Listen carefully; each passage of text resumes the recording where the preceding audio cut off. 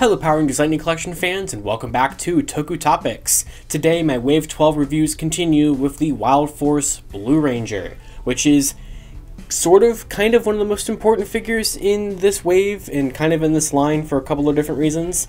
So basically this is us getting our second member of the Wild Force team, because Wild Force was previously started earlier this year with this guy right here, this fiasco, ridiculous figure in terms of Lunar Wolf, which is one of the worst Lightning Collection figures that has ever been made because of all the variants and problems and stuff, and the fact that he still doesn't have his holster. But so Wave 11 started off Wild Force in a rocky way. Wave 12 continues it in a better way. It's still not a perfect figure for two reasons, but for the most part, Max here has pretty much exactly what I want him to come with here. So this one has also been a pretty big pain to actually be able to get, because I actually got Wild Force Blue last week, the same time that I got Dino Thunder Yellow and the Atom version of MMPR Black from Wave 12, which I've already done video reviews of both of these guys on the channel. And when I got Wild Force Blue from Amazon, I'll be including some pictures up here right now, he was not new. He was resealed, very clearly resealed at the bottom, and he was missing every single accessory that's behind the Tom Whalen artwork here.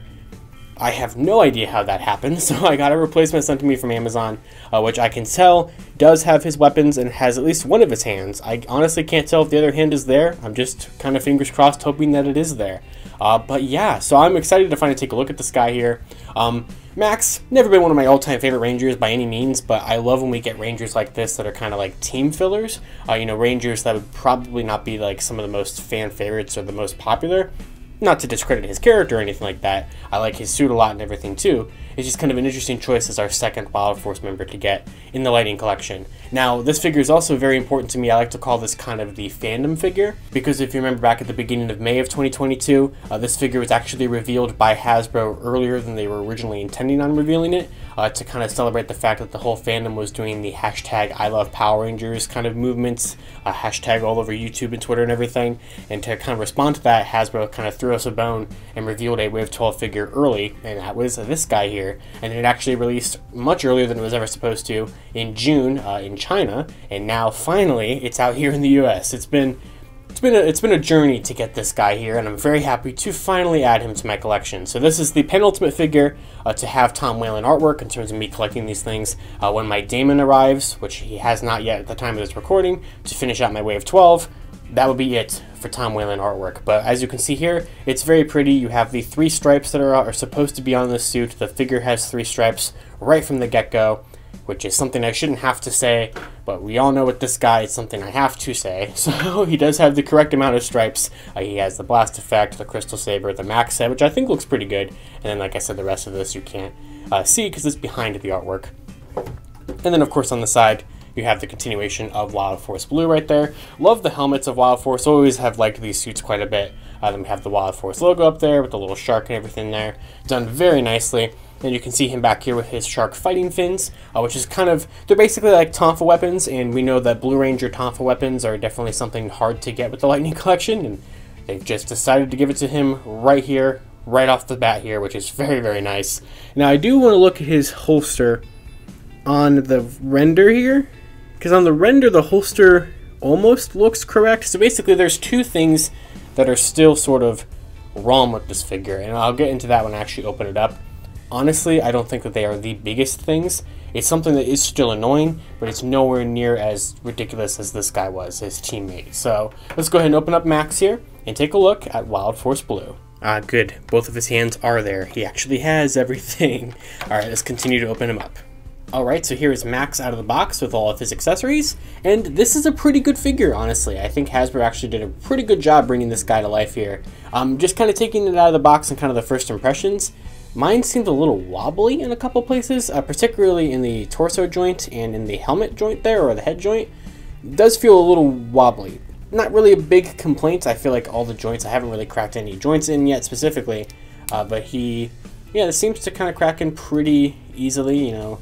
I don't feel like this one is necessarily going to be prone to breaking too badly as I kind of try to break in his double jointed knee there. But yeah, you know, It's, you know, it's about an average terms of like tightness, at least on mine here for Lightning Collection figures. One thing that to note, I was gonna say to point out into notes, and I kind of made like a merged word there. One thing to point out with him is that he is not pinless, which is fine. He doesn't have to be, but just one thing, you know, as we're kind of moving into the pinless figures and everything like that, he is still one of the ones to not have the pinless body mold, which honestly, as we've seen with how kind of terrible the pinless body mold is with this guy here, with Time Force Blue, which is easily one of my top 5 least favorite Lightning Collection figures that we have ever gotten. I'm happy that Wild Force Blue is not. I also am happy whenever they get the different, like, distinct blues together, or, you know, actually distinguish them. So, and also just standing next to, like, Time Force Blue really does just look terrible. It's not his video, but still, Wild Force Blue here is pretty nice. But yeah, I mean, honestly, the suit is captured here very nicely. I think the shark is detailed pretty good. Maybe not as nicely detailed as, well, I guess it's probably about as nicely detailed as it is on Lunar Wolf here.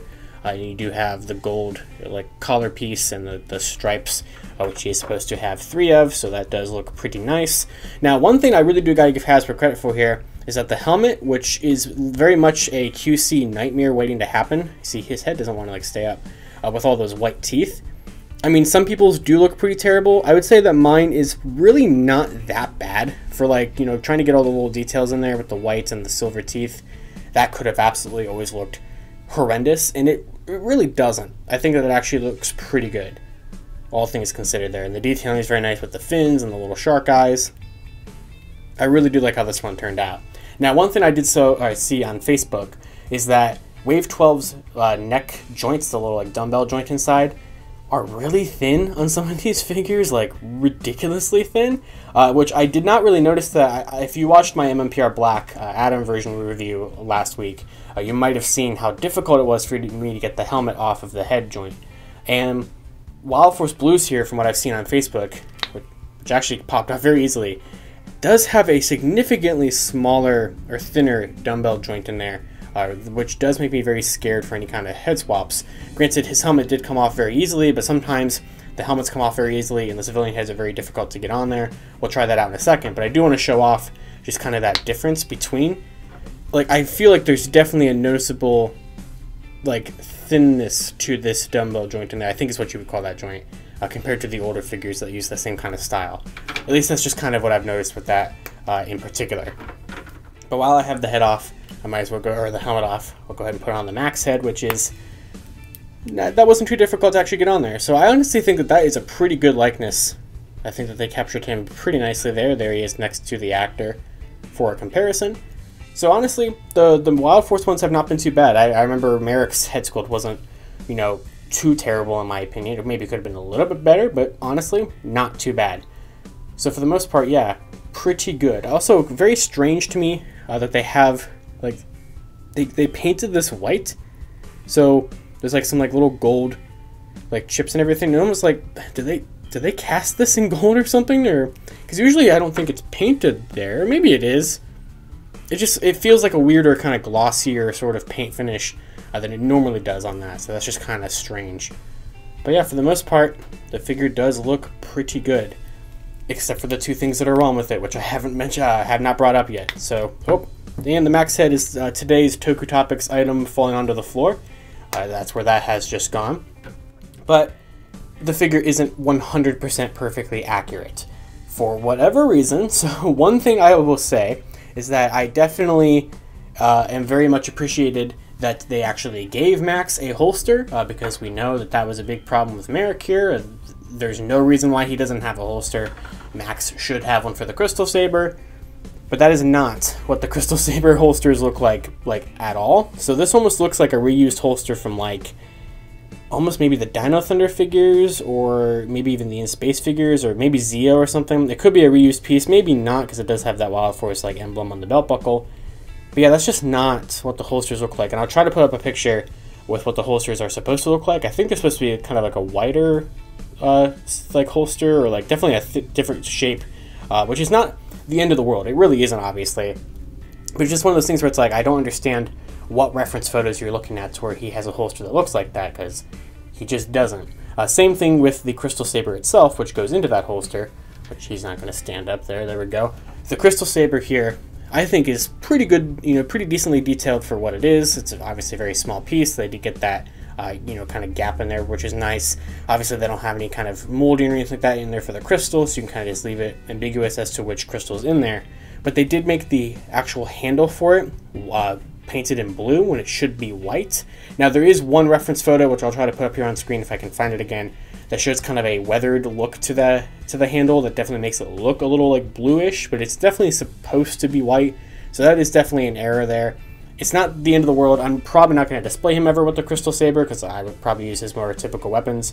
And you can slot the Crystal Saber in there, which almost feels like it's going to fall out, but then the kind of design of the crystal there does stop it from doing so.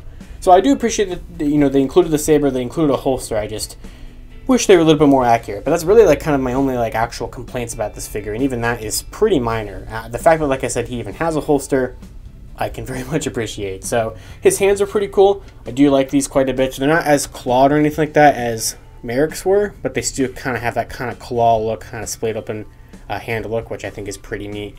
For both of his hands there. He includes one of the most favorite Lightning Collection effect pieces of Hasbro, seemingly so, because they include this one with like everything. It's that typical yellow blast effect we've had many times.